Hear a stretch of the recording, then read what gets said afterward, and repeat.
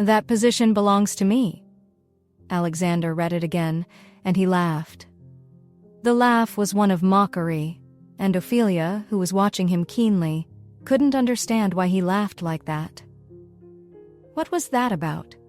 Ophelia asked herself as she looked at him straight in the eye, studying his face for any clues. "Oh, forget it. It's one of my clowning friends. This particular one is so funny, I always laugh," he said, laughing again in remembrance. "Oh, all right," she responded. "So tell me, is there anywhere else you would like to visit?" Alexander asked his wife. "No, let's just go home. I'm getting tired," Ophelia said as she stretched to show how tired she had become. He giggled. "All right." He took out his phone from his pocket and made a call to his pilot. "Andrew," he said firmly. "Yes, sir," his pilot responded. "I am in Rome with my wife. Bring the jet here, we fly tomorrow morning," he ordered. "Yes, sir, right away, sir," his pilot responded. Then he ended the call. "Now that we're just here, what would you like me to do for you, my lady?" Alexander said with a twinkle in his eyes and his smile on his face. Ophelia was reading more into his question than whatever he was actually saying. "Alexander, not tonight," she said firmly. "Wait, am I asking us to go to bed?" he asked, putting his hands in his pockets as he stood in front of her, towering over her with his dominant presence.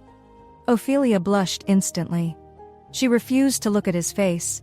His presence had sent shivers down her spine and her tummy had turned into a knot. "I didn't expect to feel this way. I can't believe I'm not in control of my own body and the responses that it gives," she scolded herself. She decided that it was best to focus her eyes on the TV. She could easily pretend to give the TV all her attention, but she could still feel his eyes on her, watching her like a hawk. She briefly peeped at him and then focused her eyes back on the TV. Why was this man so weird? Maybe this is the day that he drinks my blood. God help me, she said as she readjusted in her seat. To lighten the mood, Alexander moved from where he was standing to sit beside her, not too close that she would move away, but close enough to smell her scent. "Did you enjoy your time in Rome?" he said as he started lightly. "I love this place, and thank you so much for taking me to Tuscany. It was a real experience, and I enjoyed every second of it. I love that place so much," she declared. "I'm happy you said you love it, so you could easily run away from London to Tuscany," he suggested. "Why would I want to run away?" Ophelia asked him critically. "You know, you've been trying to run away from the castle. It's because you don't know your way. That's why you never try it, and I know you think that place is like a maze. But I made it," he said proudly. "Really? So you know I want to run away from the castle?" she asked. "Yes, I do, but don't run away, Ophelia. You are too precious to me." His voice lowered an octave, but his rich baritone still sent tickles over her skin. "Well," she said, clearing her throat, trying to regain composure. "If you tell me something about yourself, I won't leave," she demanded. "You see, I can't really say because I have my hands in a whole lot of pies," he said. "Well, tell me. What type of pies? At least tell me one pie you have your hands in," Ophelia asked curiously. She wanted to know more about him. It looked like an opening that she could easily get some information out of him. "Are you into the lingerie business? Is that why you are not able to tell me straightforwardly?" she teased. Alexander laughed deeply. She was indeed a funny woman, and he loved her company.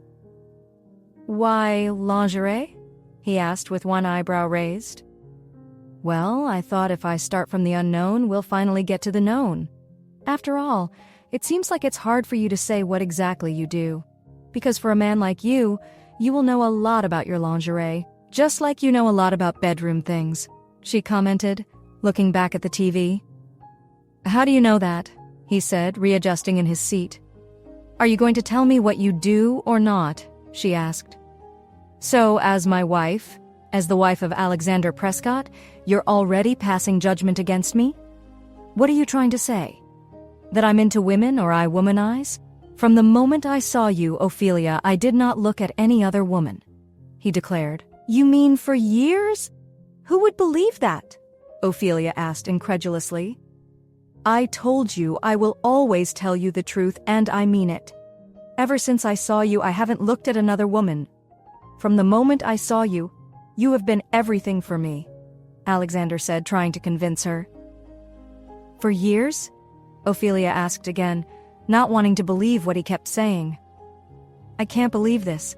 I just can't. If it's a woman that says this, I'll definitely believe, but a man? No, I can't believe that. Women probably hover around you. Believe that, and they can hover. It's a free world. As long as they are not perching on me because I have my eyes elsewhere, and that elsewhere is you, he retorted. Okay, that's okay. So, you said many pies. What do you mean? Like you're into transport? And what other things do you do? Be straightforward with me. I would like to know. At least mention one. I see you have a sheep? So, do you own trains as well? She asked curiously. She planned on being a journalist today. She wanted to get the inside scoop of Alexander Prescott, but this man wasn't budging too easily. Alexander laughed. No, I don't own a train. I haven't gone into that yet, he answered. But you own airplanes, right? She said, her eyes widening in excitement as she unraveled him. Yes, I do, Ophelia. So, do you own land transportation as well? All those long buses? Coaches? Yes, that's almost have everything. So you mean you have hospitals, hotels? She tried to guess. No hospitals. I'm not into that yet, he said. Okay, makeup? She asked. Yes, he responded. Oh, hotels, casinos, clothing lines. Alexander, I'm the one listing these things. I asked you a question, so answer me, she said. I don't want to do guesswork. You said in almost every pie. Can you tell me the name of the pie? Ophelia grew impatient. My darling, Alexander said. Don't call me darling when you've refused to say anything about yourself to me. How do I fall in love with a stranger? I can't, she said, her face scrunched up in annoyance. But you fell in love with the pizza delivery guy, remember? He asked. Really? Are we going there right now? She asked him. Yes, we are, because here's the pizza delivery guy you fell for, Alexander said, pointing to himself. And you were falling in love with me. Remember that feathery kiss I gave you? I couldn't sleep. I said, "Oh, this woman is killing me," he said dramatically. Ophelia laughed and shook her head at him. Anyway, you haven't said anything about the pies. Why is it so difficult for you to tell me a little bit about you, Alexander Prescott? Ophelia asked him. It's not that I don't want to tell you anything about myself. It's just that I want you to unravel me one layer at a time, and I want you to fall in love with each layer that I reveal, just the way you fell in love with Tuscany. I'm not in love. I just love Tuscany, that's all, she defended. But it's still the same, he said. So, what about Queen Ophelia? Outside of the sheep itself, you love it, right?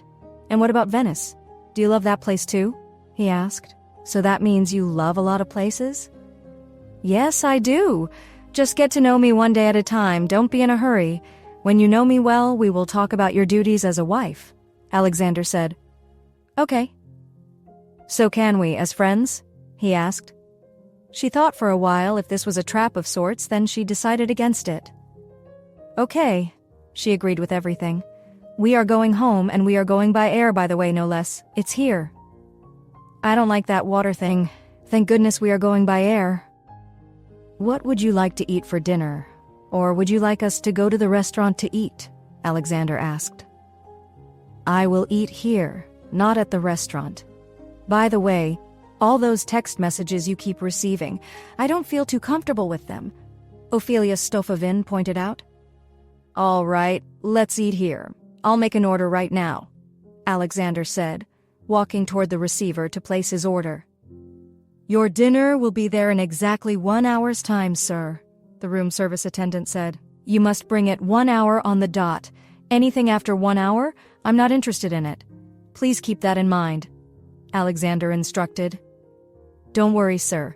We'll be there before 1 hour is done, the man responded. Good, was all Alexander said, and then he dropped the receiver. He turned to his wife. Our order would be here in an hour's time, Alexander announced. Okay, let me go and change into my night dress. Then after dinner I'll watch some movies and then go to bed, Ophelia stated her plans. Well, but tonight we have to share together. You cannot deny me this. Please, let's shower together, Alexander said, coming closer to her. I can't, Ophelia shouted. We are friends. Don't friends shower together? He asked incredulously. No, they don't, she said, her voice firm, hand set on her waist, ready for a fight if need be. Alexander, why are you behaving like this? You say one thing, and then you mean another thing. So I guess you don't want me to trust you. So anything you say, I should read meanings into it? She asked, eyes wide in amazement at him. No, I was only teasing you, that's all. You should know that I love teasing you by now, he said. Ophelia looked at him, clicked her tongue, and swayed out of his sight. I'll come after you, he said aloud so she could hear him. Once she heard his voice and what he said, she quickly ran into the bathroom and locked the door as she entered. He began to laugh. This was the reaction he loved so much. While Alexander was still in the living room, he heard a knock. He got up and wondered if it was the food that had arrived. When he got to the door, a paper slid in.